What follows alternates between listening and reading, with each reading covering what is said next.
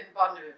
Het is het bekendste bedevaartsoord in België, waar Maria 8-maal verschenen is aan de 12-jarige Mariette Beko. We gaan hier vandaag letterlijk een gebedsweg van Maria met Mariette Beko doen. De weg van aan de verschijningskapel tot aan de bron. Een weg van stilte en gebed met onze lieve vrouw.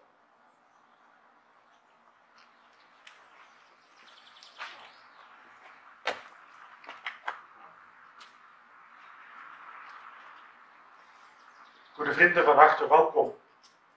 Van waar komt deze gebedsoefening, de gebedsweg? Toen kardinaal Daneels hier eens aan het bidden was, merkte hij dat het heiligdom, waar we hier te gast mogen zijn, niet meer overal en altijd een plaats van stilte en gebed was. Zeker niet altijd de weg van hier naar de bron, de weg die Mariette met of en door Maria gegaan is bij de verschijningen. Stilte en gebed maken deze weg heilig en deze plaats tot een heiligdom. Maar hoe doe je dat vandaag in deze moderne tijd?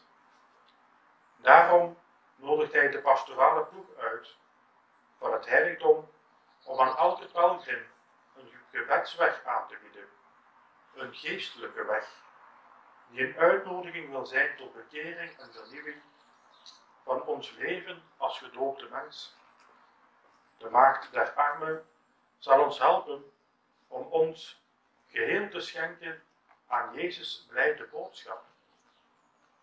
Door het grote succes in het jubeljaar 2008, bij de 75e verjaardag van de verschijningen hier, maakte men ieder jaar opnieuw een nieuwe tekst, die ieder kan krijgen bij het onthaal als je hier komt. Je kan het individueel of in groep doen. Dit jaar met de hulp van de Romeinse 100-man uit het evangelie, die Jezus om hulp vroeg, niet voor zichzelf, maar voor zijn zieke knecht. Zo mag jij, lieve pelgrim, wanneer je hier komt in stilte en in gebed, een getuigenis geven voor elke pelgrim, waar het hier echt om gaat, niet alleen het water van de bron, maar voor het lessen van je levensdorst. Laten we hier en thuis biddend samen zijn, goede vrienden, in de naam van de Vader en de Zoon en de Heilige Geest. Vanuit het samen bidden wordt Jezus aangesproken om er te zijn voor iemand die in een midden woont.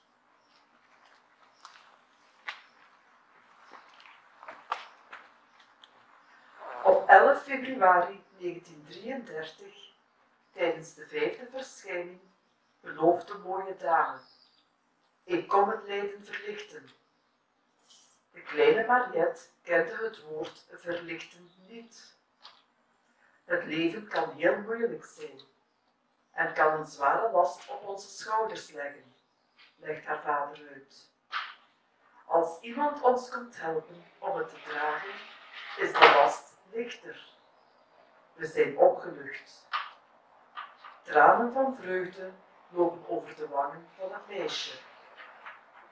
Nu begrijpt ze waarom Maria naar Banneux komt. De moeder van de Verlosser is niet onverschillig voor ons lijden. Of dat nu lichamelijk, psychisch, moreel of geestelijk is. Ze komt en treedt daarmee in de voetsporen van haar Zoon Jezus, die in het aangezicht van het lijden medelijden heeft en verklaart: ik kom het lijden verlichten.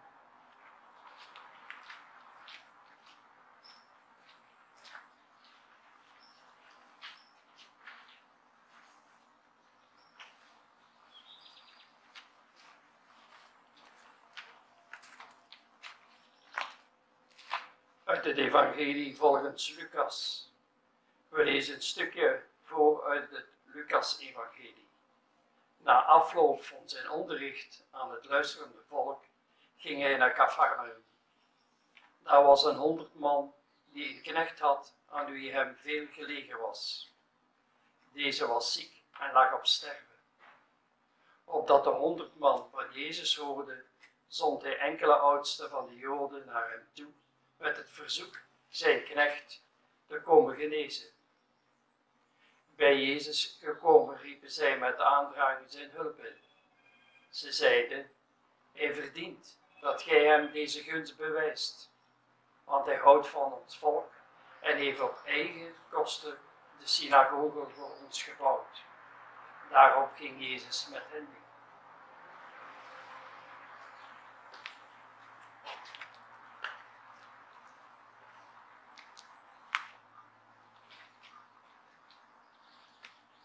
In het hart van dit evangelie staat een Romeinse 100 man, die zich zorgen maakt over zijn dienaar. Deze dienaar is ernstig ziek, verlamd en lijdt vreselijke pijn. Zijn meester geeft heel veel om hem en heeft waarschijnlijk al vele dokters ingeschakeld, maar blijkbaar zonder veel succes, aangezien zijn bediende op sterven ligt. In Cafarnaum heeft Jezus al een stevige reputatie als genezer. De 100 man denkt aan hem, zodat zijn dienaar toch nog gered kan worden.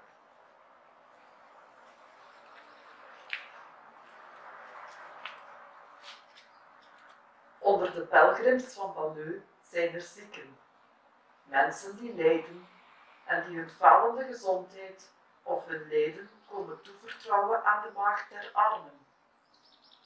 Velen komen Maria smeken voor mensen die niet in staat zijn om hierheen te komen. Degenen die iemand lief hebben, kunnen niet passief blijven toekijken bij hun sterven. Liefde en medeleven dwingen ons om te handelen. Het medeleven van de 100 man sluit zich aan bij dat van Jezus, die nadat men hem op de hoogte heeft gebracht, zal zeggen: ik zal hem komen genezen. Woorden dicht bij ons jaarthema. Ik kom het lijden verlichten.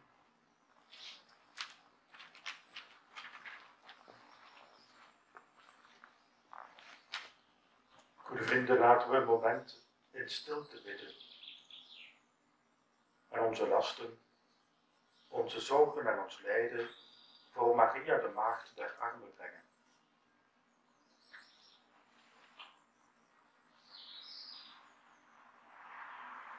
Laten we alle gezinsleden en de mensen in onze omgeving die lijden, die pijn hebben, toevertrouwen aan haar moederhart.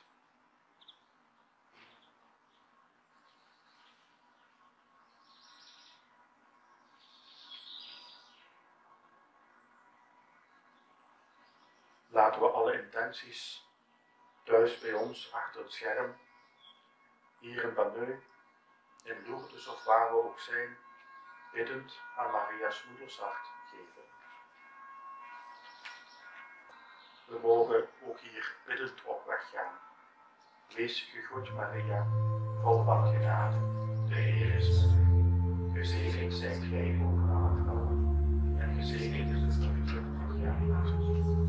Heilige Maria, moeder van God, bid voor ons. U die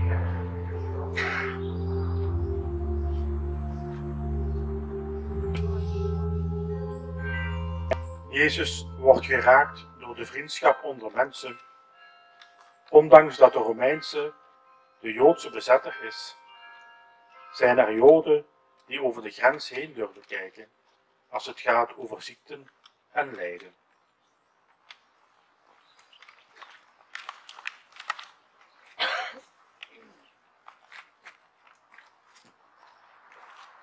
De Romeinse 100 man doet een beroep op enkele oudsten van de Joden om Jezus te vragen. Omdat hij zelf een heiden is, durft hij de Heer niet te ontmoeten. Dit is een teken van grote nederigheid van de Romeinse soldaat. Hij gedraagt zich niet als een bezetter die zijn eigen cultuur of religie wil opleggen. Hij toont zich uiterst respectvol. De oudsten prijzen hem. Hij houdt van ons volk en heeft op eigen kosten de synagoge voor ons gebouwd. Ze vinden dat hij het verdient dat gij hem deze gunst bewijst. Naast verschillen in nationaliteit en religie is er een menselijke solidariteit, wederzijdse waardering en respect die Jezus raakt. Hij hoeft niet te worden overgehaald. Ik kom, en ze vertrekken. De meester waardeert zijn dienaar. Joden en heidenen waarderen elkaar. Iedereen ziet in de ander een goed iemand. Er is geen neerbuigendheid of minachting, maar erkenning van de waarde en de waardigheid van de ander. We staan veraf van antisemitisme en nationalisme. We moeten niet de schijn hoog houden. De ander blijkt niet altijd vriendelijk te zijn.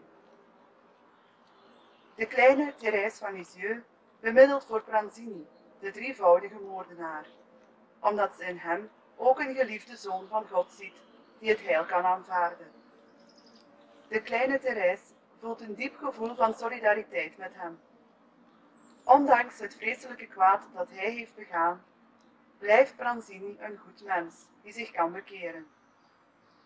Als ze erachter komt dat het ter dood veroordeelde het kruisbeeld heeft gekust voordat hij naar het schavot ging, is de kleine Thérèse dolgelukkig.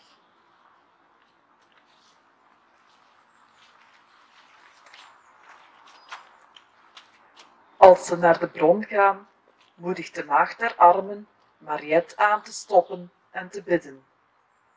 Er is gemeenschappelijkheid in het geloof, in de voorbede, in het medeleven.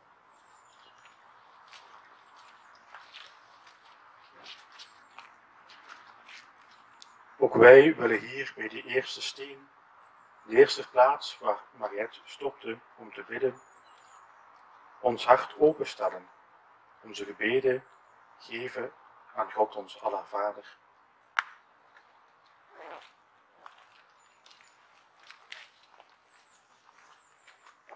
Herinnert zich u, Heer, zij die geestelijk en lichamelijk lijden. Vergeet niet diegenen die door worden lastiggevallen of uitgesloten. Herinnert u zich, Heer, diegenen die in de put zitten en zij die bijna wanhopig zijn. Vergeet niet hen die hun streek gelaten of ongelukkig zijn.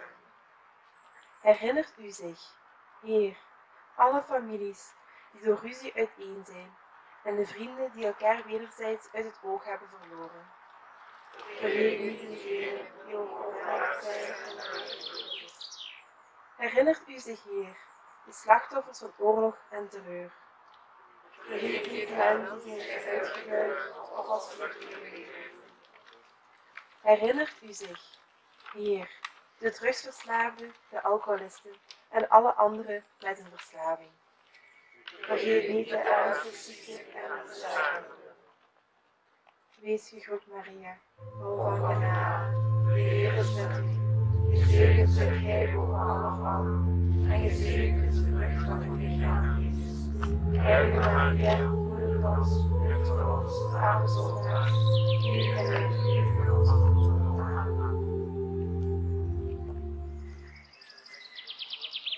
Op deze tweede rustplaats, waar Mariette uitnodigt om tot stilstaan te komen, willen wij ook zien hoe Jezus zichtbaar geraakt wordt door de voorspraak van de oudsten en hij gaat op weg naar het huis van de 100 man.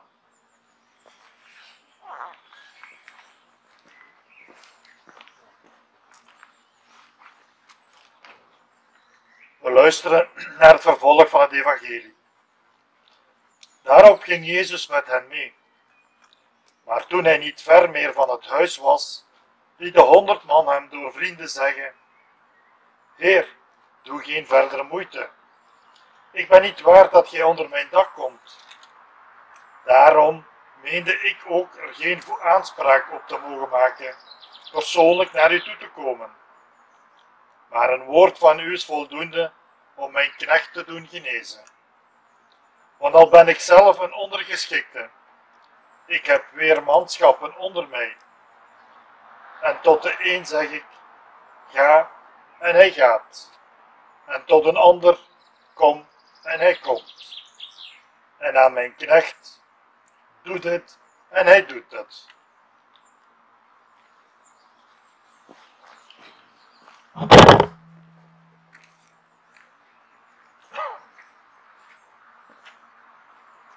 Het is alsof de Romeinse 100 man met ongeduld uitziet naar de komst van Jezus. Men kan niet anders dan denken aan de vader van de gelijkenis van de verloren zoon. De barmhartige vader gaat zijn zoon tegemoet wanneer hij hem ziet aankomen. De 100 man daarentegen, die lijkt wel moeite te hebben met de komst van de Heer Jezus. Om precies te zijn, hij wil Jezus niet in verlegenheid brengen. Hij weet dat het voor een Jood verboden is om het huis van een niet-Jood te betreden. Hij stuurt dus zijn vrienden met een boodschap. Namelijk, Heer, doe geen verdere moeite. Ik ben niet waard dat gij onder mijn dak komt. Dit is een woord dat we ons eigen maken bij elke Eucharistieviering, voordat wij de communie gaan. De 100 man legt uit. Ik meende er geen aanspraak op te mogen maken, persoonlijk naar u toe te komen. Hier zien we het diepe respect dat hij heeft voor de Joodse religie en de Joodse wet. Tegelijkertijd heeft hij Jezus nodig vanwege zijn zieke dienstknecht, die op sterven ligt. Op het eerste gezicht is zijn houding tegenstrijdig. Wat wil je nu? Wil je dat ik kom of niet? Wil je dat ik help of niet? U kunt me helpen zonder te komen, zonder lichamelijk contact. Maar zeg 1 woord en mijn dienaar zal genezen. Als 100 man heeft hij gezag over zijn soldaten, maar hij claimt geen gezag over Jezus. De 100 man geeft bevelen aan zijn ondergeschikten en zij gehoorzamen. Hij smeekt Jezus om een bevel te geven aan de ziekte. Hij heeft geloof in het woord van Jezus. Voor de heilige Lucas is het eigen aan het christelijk geloof. Geloven in het woord van Jezus.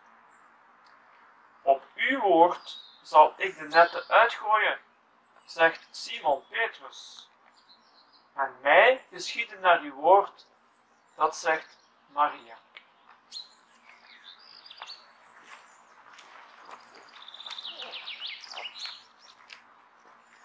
We nodigen u nu uit Psalm 63 te bidden. Psalmen zijn gebeden die we in de Bijbel terugvinden. Gebeden met allerlei menselijke gevoelens die daar biddend ter sprake komen.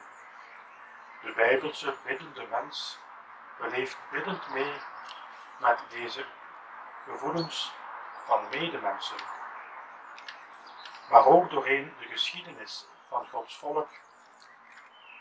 Een geschiedenis die ook vaak mijn kleine geschiedenis is. Psalmen zijn ook gebeden die Jezus zelf gebeden heeft, samen met Maria. Wij mogen nu biddend in deze traditie gaan.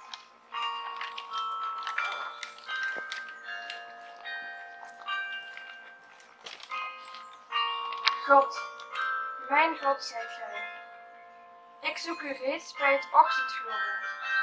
Naar u dorst mijn ziel en hunkert mijn hart, als dorre akkers naar regen. Naar u dorst mijn ziel en hunkert mijn hart. Zo zie ik omhoog naar de plaats waar gij woont. Beschouw ik uw macht en uw glorie. Maar waard dan het leven is mij uw genade. Mijn mond verkondigt uw lof. Naar u dorst mijn ziel en hunkert mijn hart. Ik zal u prijzen, zolang ik leef. Mijn handen uitstrekken naar u. Mijn ziel wordt verzadigd met voedzaam spijs. Mijn mond zal jubelend danken. Naar u dorst mijn ziel en hunkert mijn hart. Wanneer ik op mijn bed aan u denk, dan blijf ik wakend over uw pijnzoen. Want gij zijt altijd mijn beschermer geweest. Ik koester mij onder uw vleugels. Met heel mijn hart houd ik u vast. Het is uw hand die mij steunt. Naar u dorst mijn ziel en hunkert mijn hart. Wees gegroet, Maria. Vol van genade, de Heer is met u. Gezegend zijt gij boven alle vrouwen, en gezegend is de vrucht van uw lichaam, Jezus. Heilige Maria, moeder ons, bid voor ons, arme zondaars, nu en in het uur van onze dood. Amen.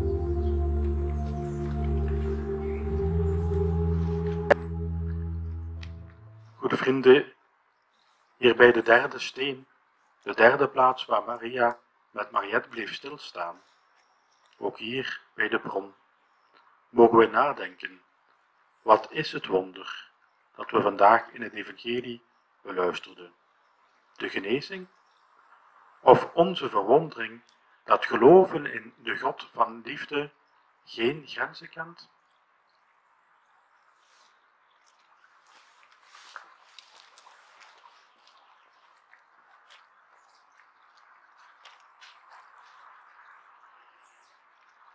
Vervolg van het evangelie volgens Lucas. Toen Jezus dit hoorde, stond hij verwonderd over hem. Hij keerde zich om en zei tot het volk dat hem volgde: Ik zeg u, zelfs in Israël heb ik zo'n groot geloof niet gevonden. Toen de mensen die gestuurd waren in het huis terugkeerden, vonden zij de knecht weer gezond.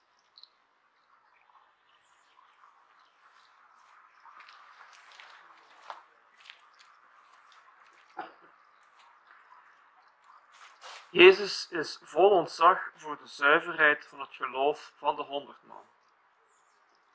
Hij hoeft Jezus niet te zien om in hem te geloven. Wij leven in geloof. Wij zien hem niet. En dankzij de 100 man kan Jezus uitroepen: velen uit het oosten en het westen zullen komen en met Abraham en Isaac en Jacob aanzitten in het rijk der hemelen.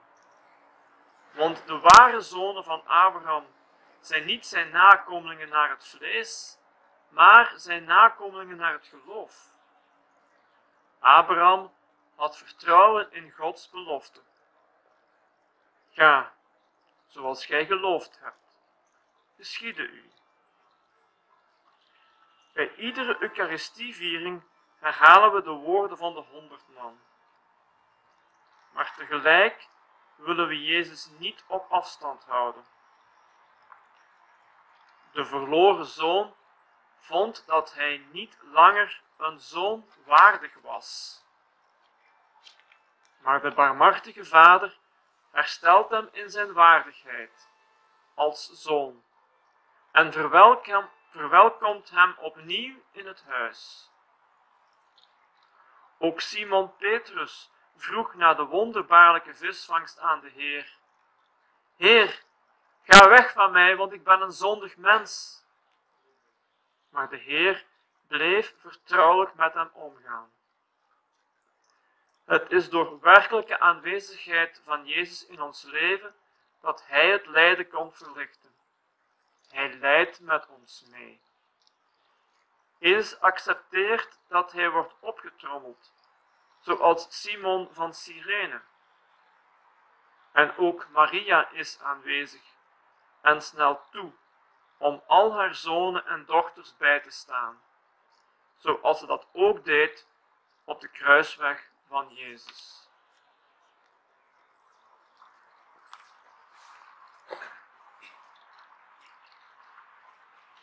Samen met de 100 man uit het evangelie, samen met zoveel hier in Banneux, in Lourdes of waar ook ze Maria ontmoeten, mogen wij God onze Vader bedanken.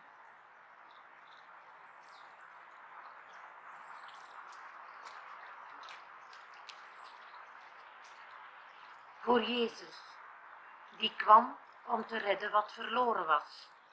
Wij Wij danken u, God onze Vader. Voor Maria, die ons te hulp schiet. Wij danken u, God onze Vader. Voor de heiligen, die onophoudelijk voor ons bemiddelen. Wij danken u, God onze Vader. Voor de zedensacramenten die aan de kerk gegeven zijn. Wij danken u, God onze Vader. Voor hen die de zieken en de gevangenen bezoeken. Wij danken u, God onze Vader. Voor degenen die elkaars lasten dragen. Wij danken u, God onze Vader.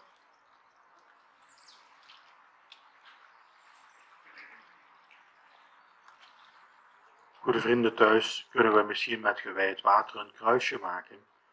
Wij die hier bij de bron in Banneux zijn, mogen naar de bron gaan. Op uitnodiging van Maria mogen wij ook onze handen steken in de bron. We willen dit ook doen, terwijl we het liedje zingen, Gegroet maagd der armen.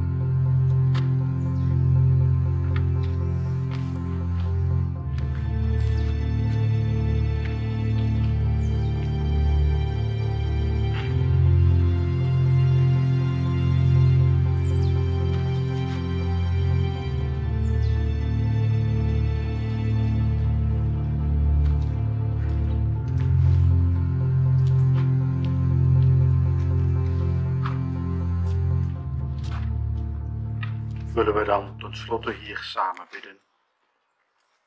Almachtige, eeuwige God, Gij zijt vertroosting voor de bedroefden en sterkte voor hen die het moeilijk hebben.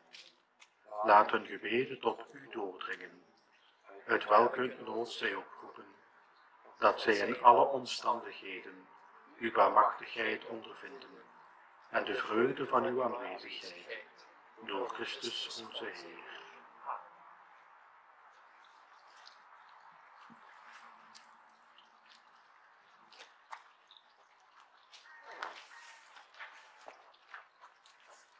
Zo, goede vrienden, fijn dat jullie meegebeden hebben. Mogen deze dagen voor jullie allen een weg worden, waarin we biddend met Maria op weg mogen gaan en Jezus haar zoon mogen ontmoeten. Kom je ooit naar Banneux altijd welkom op het onthaal, waar je de teksten van deze gebedsweg kan krijgen.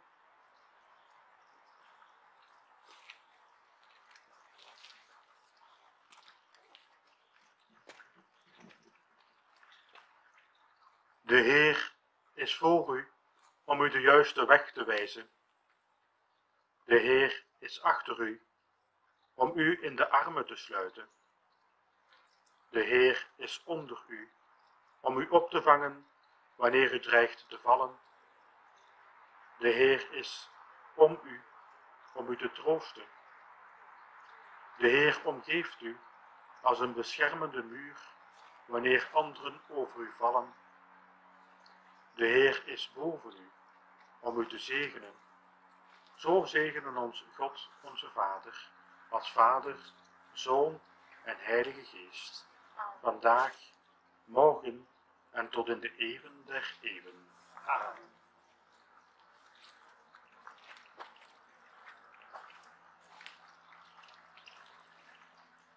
Dankjewel, goede vrienden hier in Banneu en thuis voor de uitzending online.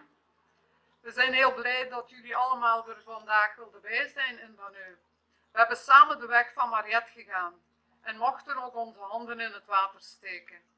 We mogen elke dag opnieuw weer putten aan de bron van het echte leven, Jezus. Morgen zijn we weer aan de grot in Wimelsmeer. We willen daar biddend verwijlen bij onze lieve vrouw tijdens het Rozenkransgebed. Hopelijk wil en kan jij er ook bij zijn. Tot morgen.